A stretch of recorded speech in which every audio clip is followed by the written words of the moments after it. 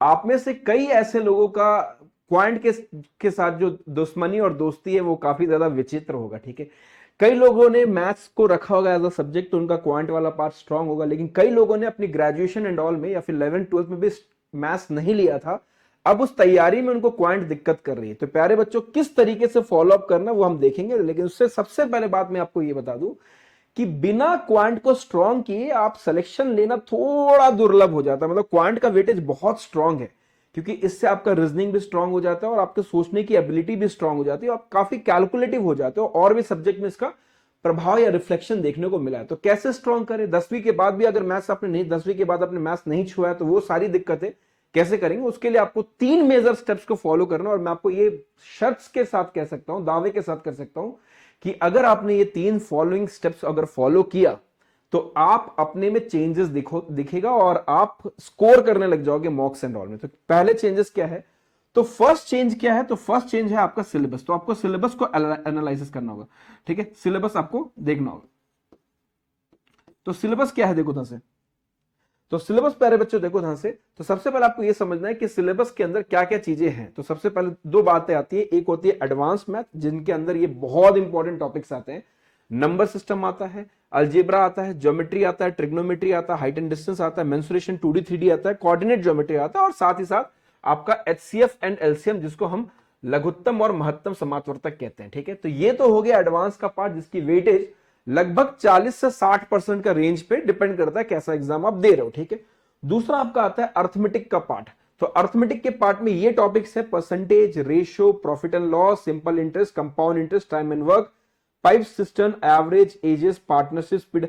इनमें से कोई भी ऐसा टॉपिक नहीं, कई लोग कहते हैं ना कि इनको छोड़ दो, इससे नहीं मत पढ़ो, नहीं, ऐसा कोई भी टॉपिक नहीं है जिसका वेटेज नहीं है। मैं आपको प्रूफ करके दिखाऊंगा, ठीक है, कि कोई ऐसा टॉपिक नहीं है जिसको आप छोड़ सकते हो, है ना। भले उस टॉपिक से एक क्वेश्चन पूछे या 2 क्वेश्चन पूछे, है ना, आपको पढ़ना होगा। उस एक क्वेश्चन के लिए भी आपको पूरे टॉपिक को पढ़ना ही पड़ेगा, कैसे भी। तो सबसे पहले यह जानना इंपॉर्टेंट है कि आपके सिलेबस क्या है, ठीक है। आपके सिलेबस में कौन कौन सी चीजें आती हैं, ये बहुत इंपॉर्टेंट है कि आपका सिलेबस कैसा है, ठीक है। तो आपके सिलेबस में क्या क्या चीजें निकल कर आती है, ये बहुत इंपॉर्टेंट है। उसके बाद सिलेबस के साथ के बाद जो क्या आता है बच्चा, देखो ये सिलेबस तो हो गया। सिलेबस के बाद अगर आप बात करो कि सिलेबस के बाद क्या इंपॉर्टेंट है, तो सिलेबस के बाद आपका वेटेज, है ना। तो वेटेज कैसा है, ठीक है, हर एक टॉपिक का वेटेज क्या है, किस टॉपिक में से कितने मार्क्स आते हैं, ये आपको इंपॉर्टेंट है। तो प्यारे बच्चों इधर देखो ध्यान से। अगर हम सीएचएसएल 2025 की ही बात करें, कि 2024-25 में जो सीएचएसएल हुआ था उसकी बात करें, स्टैटिस्टिक्स मतलब डीआई से आपके 2 क्वेश्चन आए थे, ट्रिग्नोमेट्री के 3 question, profit and loss, ratio proportion, साधारण और चक्रवर्ती ब्याज के 1-2 क्वेश्चन, ज्योमेट्री के 3, स्पीड टाइम डिस्टेंस और नाव धारा भी इसके अंदर आ जाता है, उसके 1 और 2 question, time and work, pipe system निकल कर आ गया, अलजेब्रा के 4। तो आप खुद ही देखो, नंबर सिस्टम में यहां कम आया, लेकिन नंबर सिस्टम से भी आप 2 से 3 क्वेश्चन एक्सपेक्ट कर सकते हो प्यारे बच्चों। तो ये निकल कर आया वेटेज, है ना, कि किस टॉपिक का वेटेज क्या है, किस टॉपिक का वेटेज क्या है, ये इंपॉर्टेंट है। तो सबसे पहला आपने सिलेबस देखा, दूसरा आपने वेटेज देखा कि भाई कौन से टॉपिक का वेटेज ज्यादा है ना। इग्नोर कुछ नहीं कर सकते आप इसमें से, ठीक है। लेकिन हाँ, अगर मैं अलजेब्रा की बात करूं तो 4 क्वेश्चन वहां आते हैं, नंबर सिस्टम की बात करूं तो 2 से 3 क्वेश्चन आते हैं, अगर मैं ट्रिग्नोमेट्री की बात करूं तो इन टॉपिक्स पर बहुत ज्यादा आपको क्या करना होगा, अपने कमांड को बताना। ये एडवांस के टॉपिक है, दिक्कतें आएंगी, लेकिन अगर आप इसको देखो ना, तो एडवांस वाले पार्ट को प्रीवियस ईयर को देखोगे तो प्रीवियस ईयर के ट्रेंड वाले क्वेश्चन से पूछा जाता है, ठीक है। बहुत टफ नहीं पूछता एडवांस। एडवांस का वेटेज और भले ही ज्यादा है, लेकिन उसके जो क्वेश्चंस का लेवल होगा वो बहुत टफ नहीं होगा। बात करूं अर्थमेटिक की, तो अर्थमेटिक को चुन चुनकर आपको सारे टॉपिक्स के इंपॉर्टेंट टाइप्स को कवर अप करना है, ठीक है। तो 2 चीजें बता दी मैंने, एक बताया मैंने आपको सिलेबस, दूसरा आपका वेटेज बता दिया, ठीक है। और उसके बाद आपका 3rd नंबर पर आता है आपका कैलकुलेशन। ये बहुत ज्यादा इंपॉर्टेंट है बच्चा, कैलकुलेशन पार्ट बहुत ज्यादा इंपॉर्टेंट है। कैलकुलेशन पार्ट किस लिए इंपॉर्टेंट है और कैलकुलेशन के पार्ट में क्या क्या चीजें आती है, ये मैं आपको बता देता हूं कि कैलकुलेशन में आता क्या चीजें। सबसे पहले कैलकुलेशन की बात करूं तो कैलकुलेशन में जो सबसे पहली चीज आती है वो आती है वैदिक मैथ्स। आपको आपके वैदिक मैथ्स के ऊपर कमांड आना ही पड़ेगा।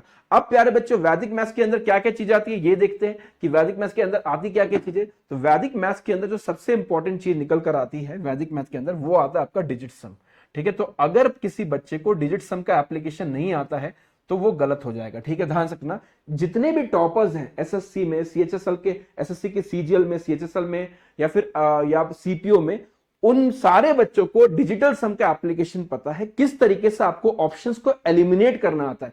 ये नजरिया अगर आपके पास नहीं है तो आप सरवाइव नहीं कर पाओगे, ये लिख कर ले लो, ठीक है। तो डिजिट सम आपको आना चाहिए। दूसरा, अगर आपकी बात करें तो यूनिट प्लेस, इकाई अंक, इकाई अंक का कंसेप्ट आपका क्लियर होना चाहिए, क्योंकि ऑप्शंस को एलिमिनेट करने के लिए डिजिट सम, यूनिट प्लेस और डिविजिबिलिटी रूल, है ना, ये तीन चीजें बहुत ज्यादा इंपॉर्टेंट है बच्चा, ठीक है। ये बहुत ज्यादा इंपॉर्टेंट फैक्टर्स है, ये तीन फैक्टर्स इंपॉर्टेंट है। सबसे पहले हमने क्या देखा, तो सबसे पहले हमने सिलेबस की बात की कि सिलेबस है।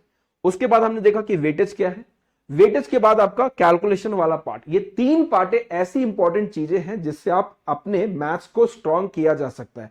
अब करेंगे कैसे, ये इंपॉर्टेंट है, ठीक है। जब भी हम कोई टॉपिक उठाते हैं, सपोज हमने टाइम एंड वर्क उठाया, ठीक है, सपोज हमने टाइम एंड वर्क उठाया, एक रैंडम टॉपिक में बता रहा हूं कि टाइम एंड वर्क उठाया, समय तथा कार्य। अब टाइम एंड वर्क के अंदर ना बहुत सारे अलग अलग टाइप्स के क्वेश्चन है। जैसे बेसिक क्वेश्चन है, फिर उसके बाद आ जाएगा क्या, बेसिक क्वेश्चन के बाद आपका आ जाएगा अल्टरनेट वाले क्वेश्चन हो गए, बारी बारी जिसको कहते हैं।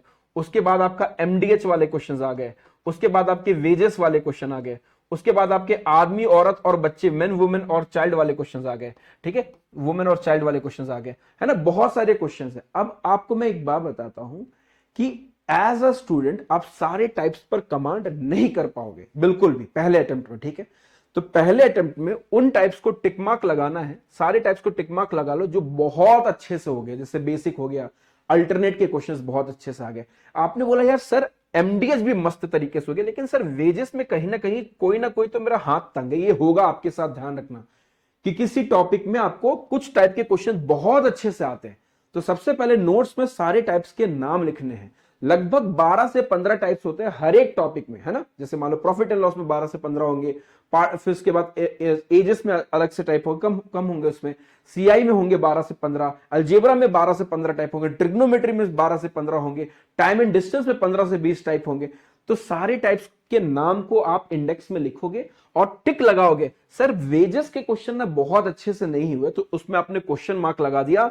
अब आपको जब भी रिवाइज करना है ना, तो इन वाले टाइप्स को नहीं करना है, क्योंकि ये तो आपके हो चुके हैं, इनको कभी दोबारा मत देखना। आपको देखना किसको, वेजेस को। मान लो आदमी औरत बच्चे के क्वेश्चन समझ ही नहीं आया, तो अगर समझ ही नहीं आया तो आप यूट्यूब पर देखिए, है ना, फिर या गूगल पर देखिए, कैसे भी। अब आपकी जो प्रैक्टिस हो जाएगी, या फिर अब आपका जो इंपॉर्टेंट चीज जो टाइम एंड वर्क में होगा वो इस पर होगा, ठीक है। तो अब आप इस पर काम करोगे। वेजेस के क्वेश्चन में थोड़ा सा कंफ्यूजन था, तो आप अगर इसके 4 से 5 क्वेश्चंस और कर लोगे वेजेस के, तो ये चीज कंफर्म हो जाएगा और इस पर भी टिक लगा दोगे। और अगर मेन वुमेन चाइल्ड के अगर 10 से 15 क्वेश्चन और कर दे, क्योंकि बिल्कुल भी नहीं समझ में आया तो थोड़ा ज्यादा टाइम क्वेश्चन करना है, तो हो जाएगा। तो प्यारे बच्चों, इस बात को ध्यान रखना, सबसे पहले सिलेबस के बारे में जानेंगे हम। दूसरा, सिलेबस के बाद में कौन से टॉपिक का वेटेज कैसा है उस पर हम ध्यान देंगे। पता लगा पार्टनरशिप के हम इतनी वैरायटीज कर रहे हैं और फंसेगा वहां से एक ही क्वेश्चन, ठीक है। तो इस बात को ध्यान रखना। एजेस के बहुत सारे क्वेश्चन कर लिया, फंसेगा वहां से एक क्वेश्चन। तो आपको बहुत ज्यादा कंसेंसस ध्यान रखना होगा कि किस टॉपिक से ज्यादा क्वेश्चन आते हैं, वेटेज इंपॉर्टेंट है। तीसरा, आपका कैलकुलेशन स्ट्रॉन्ग कीजिए, स्क्वायर्स एंड क्यूब्स ध्यान रखिए, डेली स्क्वायर्स एंड क्यूब्स को आप मगअप करते रहिए, फॉर्मूला ध्यान रखिए, ट्रिपलेट को ध्यान रखिए, है ना। तो ऐसे क्या होता है ना, नंबर्स दिखने लग जाते हैं और आपको मोहब्बत सी हो जाती है। Unless until you are not having इश्क, है ना, वो कहते हैं ना कि अगर आपको मोहब्बत नहीं है किसी चीज से, आपका इंटरेस्ट नहीं जनरेट हो रहा है, तो फिर आप कभी उस पर सर्वाइव नहीं कर पाओगे। तो इंटरेस्ट जनरेट करने के लिए टॉपिक को आप तोड़ो, है ना। ये हो गया ना, मजेदार हो गया, तो आप इसको हटा दो। अब इसकी प्रैक्टिस आपको मॉक में अपने आप ही आ जाएगा। जब आप मॉक सॉल्व करोगे तो बेसिक अल्टरनेट के क्वेश्चंस आते जाएंगे, हो जाएगा, ठीक है। सबसे इंपॉर्टेंट है इन क्वेश्चंस के 10 से 15 क्वेश्चंस करना, तब जाके टॉपिक स्ट्रांग हो जाएगा, ठीक है। और चौथी चीज, इस सारी चीज को देखेंगे कैसे, तो रिफ्लेक्शन बहुत इंपॉर्टेंट है बच्चा। आपकी प्रतिबिंब बहुत इंपॉर्टेंट है। आप देखते हो ना, सुबह उठकर देखोगे या दोपहर में कहीं से आते तो देखते हो, या फिर कहीं सच के जाते तो देखते हो मैं कैसा दिख रहा हूं, है ना, कैसा दिख रहा हूं, दैट इज इंपॉर्टेंट। अगर आप अच्छे दिख रहे हो, अगर आपने अपना रिफ्लेक्शन देखा, अच्छे दिख रहे हो, तो आपके अंदर कॉन्फिडेंस आता है पुशअप करने का। लेकिन आपके बाल बिखरे हुए, आपको कॉन्फिडेंस नहीं आ रहा है, तो फिर आपको वो चीज नजर आती है। तो रिफ्लेक्शन के लिए क्या इंपॉर्टेंट है, आपका प्रतिबिंब आपका कौन होगा, तो मॉक डिसाइड करेगा। तो प्यारे बच्चों, कई लोगों का मैंने सुना है कि एक दिन में 2-3 मॉक्स देते हैं, नहीं, ऐसा कभी मत करना, है ना। सिलेबस जब आपकी 50% कंप्लीट हो जाए तो तब आपको मॉक स्टार्ट करना है। स्टार्टिंग से मॉक मत देते रहना, हाँ, स्टार्टिंग से टॉपिक वाइज मॉक देना, दैट इज वेरी इंपॉर्टेंट। पूरा कंबाइन मॉक और टॉपिक वाइज मॉक बहुत इंपॉर्टेंट है। तो जब आप किसी टॉपिक को पढ़ रहे होंगे तो उसके टॉपिक मॉक्स देना, ठीक है। तो मॉक दो तरीके के होंगे, तो एक आपका टॉपिक मॉक हो गया है ना, टॉपिक वाइज, और दूसरा हो गया आपका ओवरऑल मैथ, फुल लेंथ, जिसको हम फुल लेंथ मॉक कहते हैं या फिर ओवरऑल कहते हैं। तो प्यारे बच्चों, ये दो तरीके के मॉक बहुत इंपॉर्टेंट है। जब आप टॉपिक पढ़ रहे होगे तो टॉपिक मॉक करेंगे, और जब आपका 50% सिलेबस कंप्लीट हो जाएगा तो फिर ओवरऑल मॉक देंगे। अब मॉक देना कैसे है, तो मॉक आपको हर 2 दिन में एक मॉक देना है, मतलब पूरे 6 दिन में आपको 3 मॉक देने हैं, ठीक है। पूरे वीक में आपको 3 मॉक देना, उससे ज्यादा नहीं। अब अगर मैंने मंडे को मॉक दिया है तो ट्यूसडे को इस मॉक का मैं क्या करूंगा, एनालिसिस करूंगा। ये बच्चा दिक्कत हो जाता है, कई बच्चे डायरेक्टली क्या करते हैं, सिर्फ मॉक देते रहते हैं, एनालिसिस नहीं देते हैं। मॉक देने से ज्यादा इंपॉर्टेंट है एनालिसिस करना, कि जो जो क्वेश्चंस मुझसे बन गए तो क्या वो और बेहतर तरीके से बन सकते थे, क्या मैं उसको ऑप्शन से देख सकता था, क्या मैं उसमें डिजिटल सम अप्लाई कर सकता था, और दूसरा जो नहीं बने हैं उसको भी एनालिसिस। तो एक टफ या फिर थॉरो आपको एनालिसिस करना पड़ेगा। नॉर्मल मॉक दे दोगे तो कोई फायदा नहीं है। वीक में आपको 3 मॉक देना है, और 3 अल्टरनेट डेज पे आपको क्या करना है, मंडे को मॉक दिया, ट्यूसडे को एनालिसिस, वेडनेसडे को मॉक दिया, थर्सडे को एनालिसिस, फ्राइडे को मॉक दिया, सैटरडे को एनालिसिस, और संडे को अगर आपने क्विक रिवीजन, आपने जो चीजें पूरे हफ्ते में पढ़ा उसे पढ़ लीजिए और अपने आप को ग्रूम कीजिए। ग्रूमिंग मतलब अपने आप को, खुद को अपने हैप्पी रखना है ना, इंडल्ज होना है अपने आप को, अपनी फैमिलीज एंड ऑल से इंडल्ज हुई। संडे को अपने आप को रिलीफ दीजिए, तरोताजा हुई है नेक्स्ट वीक के लिए। आपको एनर्जी भी तो चाहिए, सोइए उस दिन, खेलिए, आप अपने जो भी आपको बेस्ट लगता है वो काम कीजिए, क्राफ्ट एंड ऑल, जो भी चीजें लगता है, आउटिंग लगता है तो आउटिंग कीजिए।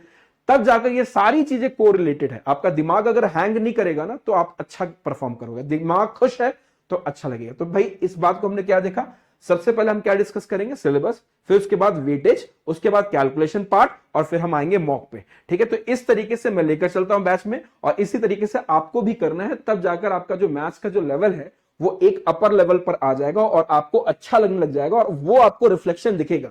मेरे कहने पर आप कुछ मत कीजिए, 2 महीने ये चीज करके देखिए। टॉपिक वाइज मॉक दीजिए, टाइप वाइज क्वेश्चन कीजिए, टिक मार्क कीजिए, इंडेक्स में सारे टाइप्स के नाम लिखिए। जैसे मान लो प्रॉफिट एंड लॉस है तो सब उसके सारे टाइप्स के नाम लिखिए। टाइप वाइज प्रैक्टिस करने के बाद जिसके कम टाइप्स अगर बुक या कहीं अवेलेबल हो तो आप उसको गूगल में डालकर उसके और क्वेश्चंस लेकर आ सकते हो। हूबहू आप अगर क्वेश्चंस लिख भी दोगे ना तो भी आपको आ जाएगा गूगल से, ठीक है।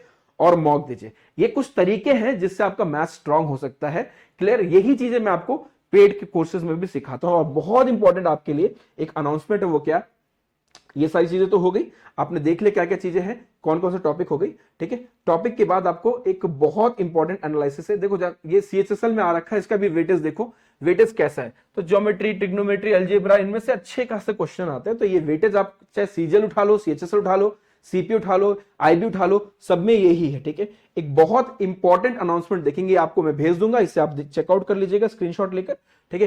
क्या, आजादी महोत्सव ऑफर, ये 13 से 25 अगस्त तक चल रहा है। ये ऑफर इसलिए इंपॉर्टेंट है क्योंकि साल की सबसे कम फीस यहां रखी गई है। ये बहुत इंपॉर्टेंट है, ठीक है।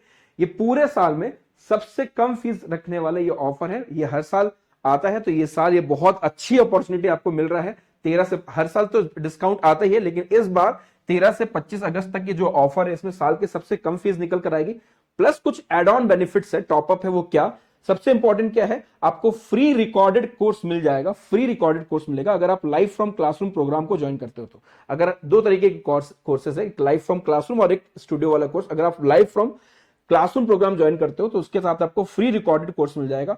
उसके अलावा अप टू आपको 500 का कैशबैक भी मिलेगा, ठीक है। 500 तक का आपका कैशबैक मिलेगा। और अगर जो पुराने बच्चे ऑलरेडी इनरोल्ड हैं, जिन्होंने बैच ले रखा है, उनके लिए 10% का एक्स्ट्रा डिस्काउंट मिलता है अगर वो अपनी वैलिडिटी बढ़ाना चाहते हैं। अगर मान लीजिए कोर्स की वैलिडिटी को उनको एक्सटेंड करना है तो उसके लिए 10% का ऑफर है। तो ये आजादी महोत्सव ऑफर जो है ये 13 से 25 तक है, तो इसे अवेल करें।